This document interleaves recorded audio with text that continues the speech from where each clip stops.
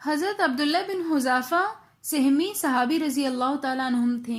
ان کا واقعہ ذکر کیا جاتا ہے کہ آپ کو رومی کفار نے قید کر لیا اور بادشاہ کے سامنے پہنچا دیا۔ بادشاہ نے آپ سے کہا کہ تم نصرانی بن جاؤ تو میں تمہیں اپنی سلطنت کے اندر شریک کر لوں گا اور اپنی بیٹی سے آپ کا نکاح کروا دوں گا۔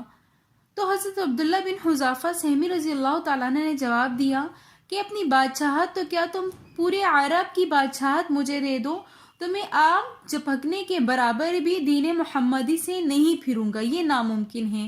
بادشاہ نے کہا کہ پھر تمہیں قتل کر دوں گا۔ حضرت عبداللہ نے جواب دیا کہ ہاں یہ تجھے اختیار ہے لیکن دین محمدی سے میں نہیں پھر سکتا۔ چنانچہ بادشاہ نے اسی وقت حکم دے دیا اور انہیں صلیب پر چڑھا دیا گیا اور تیر اندازوں سے فرمایا جاتا کہ ان کے ہاتھوں اور پاؤں کو تیروں کے ساتھ زخمی کیا جائے۔ چنانچہ تیر انداز ان کے ہاتھوں اور پاؤں کے اندر تیر پھینکتے جس کی وجہ سے ان کے ہاتھ اور پاؤں زخمی ہو گئے اور ان سے ہر تیر کے بعد پوچھا جاتا کہ کیا تم نصرانیت قبول کرو گے، اور ہر تیر کے بعد حضرت عبداللہ بن حذافہ کا یہی جواب ہوتا کہ نہیں، دین نصرانیت نہیں قبول کر سکتے۔ چنانچہ اس کے بعد بادشاہ نے حکم دیا کہ ایک بڑی دیگ کو آگ کے اوپر گرم کیا جائے اور اس دیگ کو آگ کے اوپر سلگایا گیا اور حضرت عبداللہ کے سامنے لایا گیا، اور پھر حضرت عبداللہ کے سامنے ایک مسلمان قیدی کو اس دیگ کے اندر ڈال دیا گیا۔ جیسے ہی اس مسلمان کو اس کے اندر ڈالتے ہیں تو فوراً سے وہ مسلمان شہید ہو جاتا ہے۔ حضرت عبداللہ کے سامنے یہ والا جب عمل کیا گیا اور پھر ان سے پوچھا گیا کہ اس کے بعد تمہاری باری ہے، کیا تم اب بھی دین نصرانیت کو قبول نہیں کرو گے؟ تو حضرت عبداللہ نے کہا کہ نہیں، میں اب بھی قبول نہیں کروں گا۔ چنانچہ بادشاہ نے حکم دیا کہ اس کو چرخے پر چڑھا دیا جائے۔ حضرت عبداللہ کو جب چرخے پر چڑھایا گیا تو ان کی آنکھوں سے آنسو گرنے لگے۔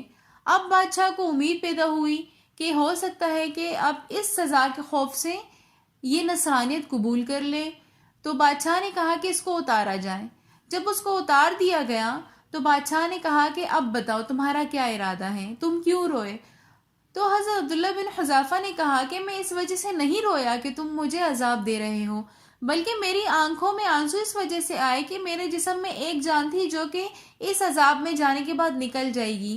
کاش کہ میرے ہر ایک روئے کے اندر جان ہوتی اور میں ہر جان کو اللہ کے لیے قربان کر دیتا، تب میرے دل کو تسکین حاصل ہوتی۔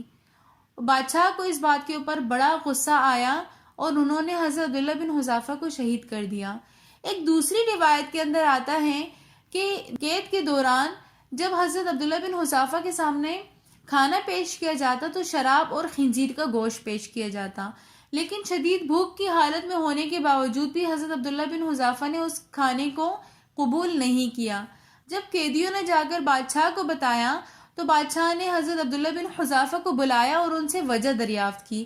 انہوں نے کہا کہ اس حالت میں میرے لیے یہ کھانا حلال ہے، حالت اضطراری میں حرام گوشت کھانا بھی کھانا حلال ہے، لیکن میں آپ کو اپنے اوپر خوش ہونے کا موقع نہیں دینا چاہتا کہ آپ خوش ہو جائیں کہ میں نے شراب اور خنزیر کا گوشت کھا لیا۔ تو اس بات کے اوپر بادشاہ بڑا متاثر ہو، انہوں نے حضرت عبداللہ بن حذافہ سے کہا کہ آپ میرے ماتھے کو چوم لیں، میں آپ کو بھی آزاد کر دوں گا اور آپ کے ساتھ تمام مسلمانوں کو بھی آزاد کر دوں گا جتنے بھی میرے قید میں ہیں۔ تو حضرت عبداللہ نے ان کی اس بات کو قبول کر لیا اور ان کے ماتھے پر بوسہ دیا، اور بادشاہ نے حضرت عبداللہ بن حذافہ کو بھی آزاد کر دیا اور ان کے ساتھ جتنے بھی مسلمان تھے باقی سب مسلمانوں کو بھی آزاد کر دیا۔ حضرت عبداللہ بن حذافہ جب حضرت عمر رضی اللہ تعالیٰ عنہ کی خدمت میں پہنچے اور ان کو سارا واقعہ سنایا تو حضرت عبداللہ نے کہا کہ حضرت عبداللہ بن حذافہ مستحق ہے اس بات کے کہ سب مسلمان ان کے ماتھے کو چھومیں اور میں اس کی شروعات کرتا ہوں۔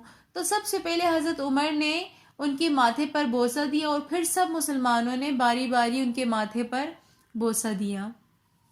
اگر آپ کو ہماری آج کی ویڈیو پسند آئی ہو تو ویڈیو کو like, comment, share and subscribe ضرور کیجیے گا۔ ملتے ہیں نیکسٹ ویڈیو میں، تب تک کے لیے اللہ حافظ۔